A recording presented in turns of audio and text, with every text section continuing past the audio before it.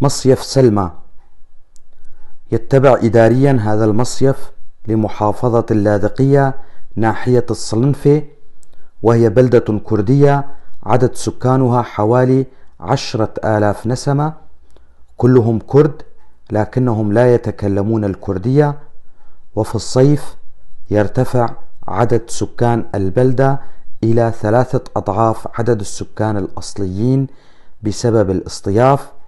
يعمل سكانها بالزراعة والبناء، ومن معالمها السياحية فندق سلمى الكبير وفندق الزوزو، يتوسطها كورنيش المشوار، وفيها سلسلة من المطاعم منها مطعم السيدة العذراء.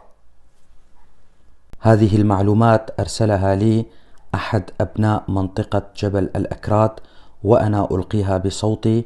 أنا علي عبد الله كولو من منطقة درباسية، وأتمنى كما يتمنى كل الكرد الناطقين بالكردية أن يتعلم الكرد في جبل الأكراد لغتهم الكردية، وأن يسموا أبناءهم بأسام كردية، فلغتنا الكردية هدية من الله مثل باقي اللغات، وعلينا أن نتعلمها.